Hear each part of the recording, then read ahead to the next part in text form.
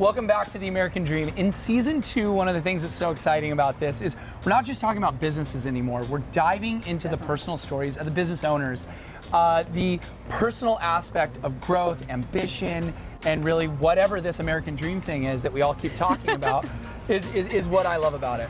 And I think that's my favorite part. Being able to help host these segments, you get to find out who people really are. And I think having the shift now, being out here in the real world where it actually happens, you get to dive into people's story just a little bit more, see where their passion comes from, see what they do every single day. It makes sense. Why didn't we do this earlier? It's a good question. We do it in the spirit of going against the grain of the negative media, giving inspiring information, and having people walk away from our show with something of value.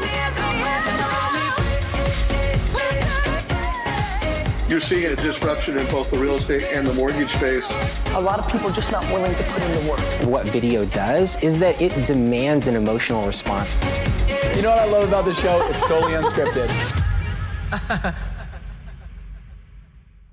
One of the things about a company like ours is, as we're showcasing the American Dream, we're also learning about the company itself, right? Absolutely. So I think listening and learning is what really makes entrepreneurship and companies better. Yeah. And then it catches like wildfire. So who knows who they're going to inspire next. And it's just, that's what entrepreneurship is all about. Absolutely. Being in 23 cities with New York City right now is such a huge accomplishment. And we're going to film today's show at Bootlegger is great because Errol, the founder himself, actually came from very small beginnings and became something really impressive. I cannot wait to meet him. Yeah, well, I'm excited. Let's go meet him. All right, let's do it. Hi there. So nice to meet you. Absolutely. Oh, congratulations, brother. Thank you so much, and welcome to Bootlegger. Thank you. I mean, we just talked a little on the way here, but congratulations on your success. Thank you so much. Well, I wish I could take it all, but we have a great team here, so. Tell us about this establishment. Like, what was the idea? You call it Bootlegger, you had it on this corner. I mean, what was the concept? Well, the great thing about Bootlegger, it's just a culmination of a lot of things. Yeah. So, I don't know if you knew this, but there was 2 other businesses, bar restaurants that were here prior to us, but we just hit it really well. My partners, all coming from the bar industry, really wanted to do our own thing, and we just happened upon this and really brought something special to this corner of the neighborhood, and we're just been excited to have.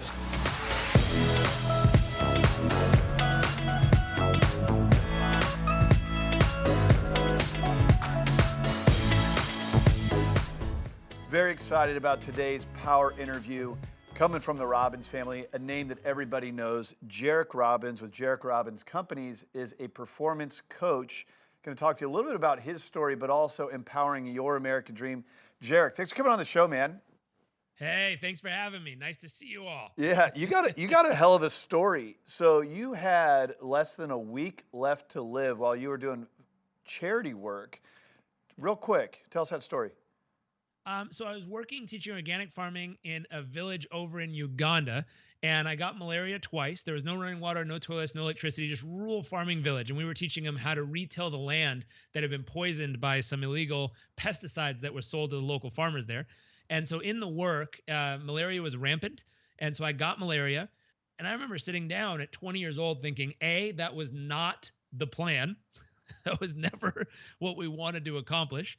And then B, the concept of what am I going to do? Like, I can't get home to see my family. My bucket list seemed to now fade away because how am I going to buy a house, start a business, finish school, and do all the things I wanted to do? And then what it really came down to, if I was going to have any chance at having some type of dream life in that moment, I had to redesign what my daily life was going to look like for these next 6 days to figure out how to make it a life that I lived fully, I loved deeply, and hopefully I did something that mattered far beyond my physical presence here on this planet. And so that became the goal. I called it, designing my ideal day, which was how would you design the type of day where if you died at the end of that day, you would high-five yourself on the way out and feel damn proud that you did it. Well, pretty incredible story. What I love about what you're doing now is, we see online there's a lot of coaches and life coaches. You're niched in a unique way where you're a performance coach. So you work with entrepreneurs, business owners who already have their act together, but you're actually enhancing their performance. Explain what that means to you. So it's really simple. We look at people who, like you said, they have their act together, they're doing good, but deep down inside, they know they could be doing better. And so we look at them and we look at them from a human standpoint and say, how's your sleep? You know, the sweet spot for sleep is 7.5 to 8 hours of sleep per night. If you're getting less than 5 after 2 days, you're considered cognitively the equivalent of being drunk in the way you psychologically make decisions and perform. So Wow. 7.5 to 8 hours of sleep. And is it high quality sleep? Are you getting high REM sleep, which allows your glial cells to cleanse your brain and get the neurotoxins out? Are you getting deep sleep, which replenishes your body and makes you stronger and more capable and replenishes you for the next day? So we use a meditation device. It's a medical grade EEG scan of their brain every morning. I have a dashboard that I can see how well they're able to calm and clear their brainwaves every morning. So we know that they're able to stay aware of the chaos, yet totally focused on the task at hand. And if you can't do it for 10 minutes in the morning, I guarantee you can't do it throughout the day. So What's fascinating about this, Jairek, is you're not just speaking on stage and giving rah-rah around, you need to eat right, be healthy. You're actually measuring these things, and like a athlete, you're measuring performance and looking at the analytical things on this. Exactly. We're tracking the data and we're looking at metrics and we're looking for what's real. My thought is I consider every one of our clients or people we work with as a performance athlete, just like an Olympic athlete. If you were to show up at Olympic training camp, the first thing we need to figure out is how fast can you actually run if running is your sport. Sure. So we put you on the track and we measure you. We figure out what your sleep looks like, nutrition, mindfulness. The one I didn't get to, which is interesting, is even your breath pattern all day. There's a little device that goes on your belt, tracks your breathing pattern, and it tells us when you're calm, when you're focused, and when you're tense.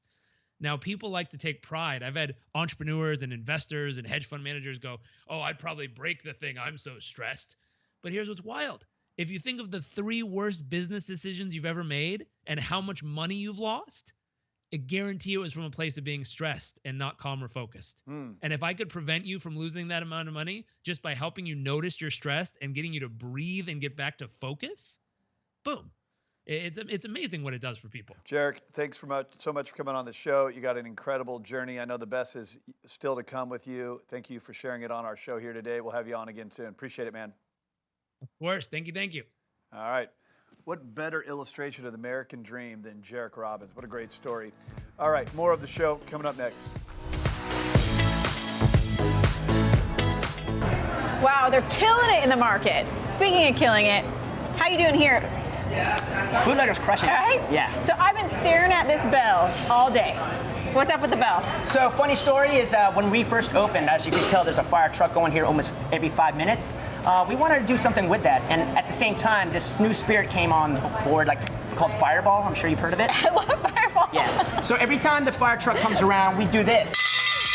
$4 shots of Fireball, and the place goes nuts.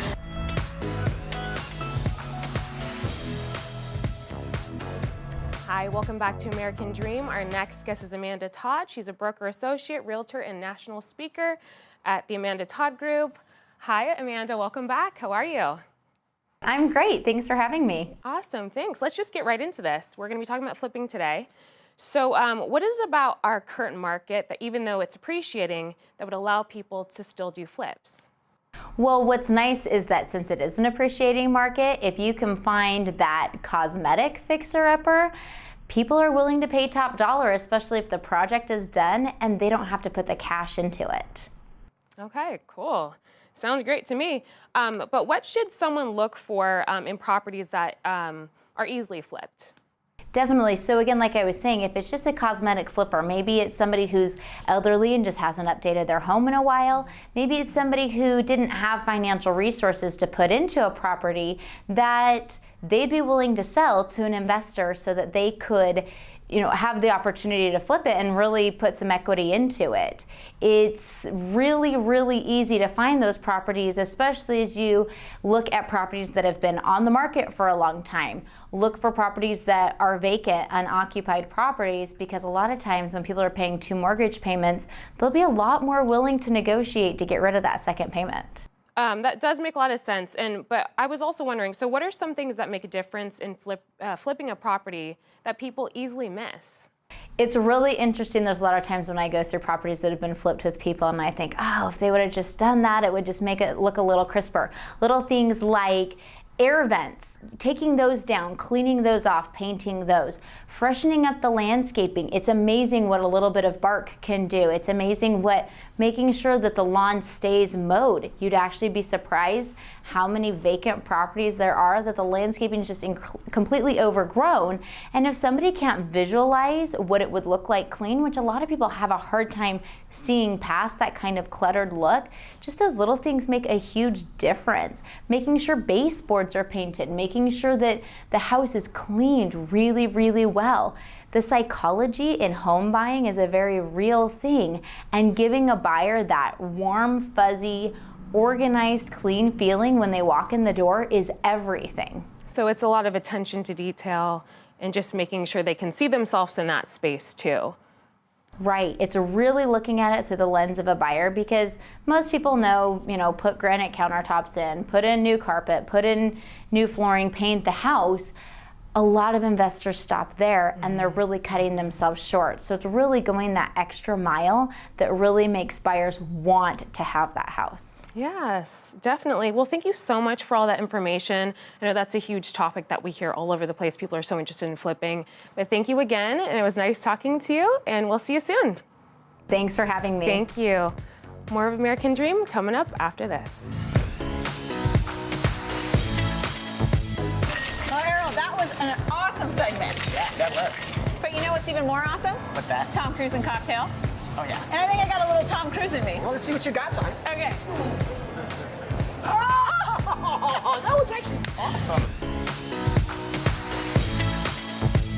One of the amazing things about the American Dream Show is we have an opportunity to showcase business entrepreneurs and not just talk about their companies and why they're successful. We talk about the ingredients that went into their success, kind of their storylines. And before we kick to this segment, you showed me how to make your signature drink, right, which is The Broken Butterfly. the Broken Butterfly. And I thought it was so appropriate because a drink like this takes a lot of simple ingredients to make an amazing thing, just like a company or a great story. So I'm gonna try to recreate this drink right now, while Errol tells us how he went from bar back to tech entrepreneur in 10 years. Yeah. Started off as a bar back, way back in Maryland before I moved out here. And I used working in the industry just to get me from A to B, pay my way through college. Yep. Through all that, I really learned what I really enjoyed in life. I mean, I did try different things. I graduated in finance, worked in the finance world, even my hand in the real estate. I worked as an LO for a couple years, in 02 to 07. But through those different changes, through the markets and everything like that, I always came back here. Yeah. And fast forward to about 2009, when even though the market was not as great as it should be, the hospitality industry was thriving. Sure. So a lot of downtown venues that you'd see, I actually had my hand in helping open. So my first sidebar was one of the smaller clubs, and then Stingery was the larger one. Yeah. And so that story kind of followed me a long way through it, just all the connections and contacts, and kind of how we started Bootlegger through all my friends that worked in the industry. But through all that, I noticed one thing that was always a consistent problem. I was getting about, at the time, 20 to 30 phone calls, emails, texts a day from friends, even fellow business owners in the industry, to finding a job. I never saw anything for like I'm a bartender. going for the booze right now. Go Is ahead. that okay? Yeah, go Keep in right going. there. You're doing great, by the way. Yeah. This is the longest drink ever, but we love it. I'm listening and making. Yeah. Could you imagine if you were a bar patron? Yeah. You would walk right out the door. Well, this is what we do every day. Yes. Yeah. Much faster. Yeah, exactly. So talk me through it. Yeah, so in about 2014, I was opening up a nightclub called 80 Nightclub, which is no longer there, which is the ups and downs of all businesses. Sure. Yeah. Failure is important in success. God, yeah, I learned a lot. We had about 1,000 applicants come in, and my partners and I at the time, it took us forever just to find our core people. Sure. And so with that, we're trying to dialing in the sketch of what industry was going to be, and that's where I found my business partners. I'm stoked. Yeah. So let's get this drink So going. this is moment of truth. Yes. Do I flip this over? You're flipping it over. Okay, I'm flipping it over. And this is where you get to be Tom Cruise. Tom Cruise? Yeah, exactly. Do I look like Tom Cruise? 100%. You know, here's the thing. I don't look like Tom Cruise, but I am taller, and I think about that when I compare myself to Tom Cruise. I'll be At least honest. I'm taller. One of the reasons why I wanted a bartender is cocktail. It's cocktail, of course. Yeah. Okay, so But see, I didn't want to be at TGI Fridays in Manhattan. I wanted to be down in Bermuda. Oh yeah. Yeah, meeting girls wearing like flowy white stuff, you know, on vacay. Yeah. So what do I do? Okay, so That's I a grab strain. this. Uh-huh. Okay, and then pour it. Yep. Strain it out. So will you try this and tell me if I did it right? Okay. Well. That's definitely something else, but it looks pretty. It's the right color. Oh, that's such a bartendery thing. Oh yeah. Is it good? Yeah. I want to do the bartendery thing. Yeah. See, All right. that's tasting it. So you're not putting your thing in there. That's how you taste That's it. not that bad. No, great That's job. not that bad. Thank you. go. And one of the cool things about the American Dream is everybody has their own interpretations of it. While we're at your bar, you have all these great patrons here. I thought it'd be fun. Why don't we ask these patrons what their version of the American Dream is? Hi guys. Hey, how you doing? Good. So, you volunteered. What's your version of the American Dream? I think my version of the American Dream is being able to pick your passion and being able to follow it until you make something that you've created in your head for so long come to fruition. What's your interpretation of the American Dream? You know, I believe if you have a dream, you go for it, you achieve it, and you kind of put it out there. You gotta put yourself out there. That's pretty much it. Live and laugh with friends and people that you meet each and every day. Being able to start from nothing and make something out of it, right? You're not stuck in any kind of box. To laugh as much as you want. Profound. Cheers. Thank you all so much for being involved. So there you have it. Those are so many different versions of the American Dream. Right now, we're going to showcase one of the best brokers in your market. Check it out. Hi, welcome back to the American Dream. I have a great guest today. Amir Cackovic will be joining us. He's a broker at Prestige Realty Advisors. Hi, welcome back. How are you? Thanks, Sophia. Nice being here again. Awesome, thanks. Let's just get right into it. I have some questions for you. How's the current market in Sacramento? Well, it's interesting. So we had 5 years straight prices going up, and then the first time since 2013, summer of 2018, we see the home price sales declining. There was a 4 months straight with the home prices home sales declining. Home prices are not declining yet, but it's kind of leveling out. Okay. All right. So like you were saying, it looks like the market's slowing down a little bit. Do your sellers need to be worried? It's good question. It's I wish I have a crystal ball. Nobody has a crystal ball, so we don't know when the market will crash like 2008, 9, 10. But every market generates opportunities for somebody. Right now, it's good opportunities for buyers because it's more inventory. More sellers deciding to put houses on the market, and then some sellers are desperate so they can negotiate better price. However, so do sellers need to be worried? I would highly recommend sellers to put and sell their house now, because we kind of I don't know if it's the peak of the market, but definitely high prices now. So you really wanted to sell high. Ideally on the top of the market, but we don't know when the top of the market is. So now it's time to sell much better now than, maybe in 6 months will decline, who knows. However, the confidence level is low. So that's why I decided to launch my new system, which is a guaranteed home sale. So pretty much I'll guarantee sellers to sell their house at the price acceptable to them, or I'll buy it. Wow. That sounds like a pretty insane offer. So how can you guarantee the sale? It's good. That's a good question. Many people asking me that. So I can guarantee, because first of all, I'm confident I will sell. I have a unique OMC system, outrageous marketing campaign. So when I take the new listing, I launched OMC, outrageous marketing campaign, in 4 different phases. So every time I launch this, assuming the house is priced right, I will sell. Of course, there's a little bit risk on my side. I may end up buying 1 or 2 houses, but my goal is actually to sell, not to buy. So that's why I feel confident will be sold. In addition, we developed Heroes Home Credit Program. So that's a program that we launched for our heroes. Our originally idea was for military, active, retired, but I expanded to military, police, firefighters, teachers, and medical professionals. So if you member of one of these groups are active or retired, you can apply on the heroeshomecredit.com website, and once you're approved, you can get $7,000 back when you're buying a house. And we have non-profit for disabled veterans, disabled police officers, etc. So doing this, we have a higher number of buyers working with us. That's why I feel very confident I can sell the house. Pretty much I'll sell the house or I buy myself. Wow, well, you convinced me. That's a great plan. So whenever you're selling the house, give me a call so I can sell or buy. Please, please. It was so nice talking to you, and you have a great day. We'll see you later. More of American Dream coming up after this. Introducing S1 Connect by Synergy One Lending, a company committed to making your home buying experience easy and convenient. S1 Connect is the best way to simplifying your home buying experience so that you can get your dream home faster. Whether you're a baby boomer, a millennial, or a luxury home buyer, S1 Connect offers you the opportunity to receive real-time notifications about your home loan so that you're informed every step of the way. Apply for a loan from anywhere. Compare various loan scenarios to help determine which product best fits your needs. Track your home loan progress with real-time notifications. Safely and securely upload loan documents from your mobile device. And have instant access to your loan officer and real estate agent. Basically, we're all about speed, ease, and expertise at Synergy One, so download the S1 Connect app today. To learn more about S1 Connect, visit us at s1lending.com. Follow us on Facebook, Twitter, and Instagram to find out everything we have going on at Synergy One Lending.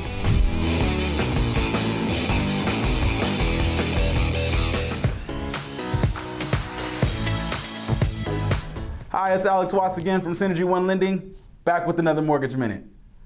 Most of you guys may know that credit is very important to getting you qualified for a home loan.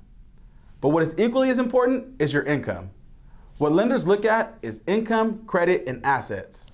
The way income plays a role is going to determine how much of a loan you actually qualify for. What we as lenders do is we look at your credit report and we calculate all of those liabilities. We'll take your minimum payments from your revolving accounts, which are your credit cards. We also add in the minimum payments for your installment accounts, which are your car payments or your student loans. Once you get that number, you'll divide that into your gross monthly income. This is the number before taxes, not what you actually take home. Once you see that, you'll see your debt to income ratio. Most lenders want to see a back end of a 43%. There are some loan programs that will extend higher than a 50%. If you're ready to get qualified, you can always look at a mortgage calculator. Download the S1 Connect app from your App Store or your Google Play Store. I'm Alex Watts signing off. See you next time. Well, that was a really inspiring show. I think one of the cool things about this new season is the American Dream is going out in the field, and we're checking out business owners as they're doing some unbelievable things. Bootlegger here in California was a great place to have this show hosted. Tawny, what was your favorite part? My favorite part was honestly meeting Errol. I've been here so many times and just have no idea about the history behind it. It's just been coming and having great drinks and food, but to be able to know where he came from, and he never stopped, and he's still growing. Yeah. And the drink? And the drink and the broken butterfly is amazing. So yeah, I'm excited for it all. Yeah, that's the fun part about this business, right? Is you have alcohol. I don't think you can do that in real estate. Without it, where would you be? A cause of and solution to all problems. Maybe not in business, but thank you everybody for tuning in. Tawny and I had a great time at Bootlegger here in California. Thank you to Errol, and catch you next episode.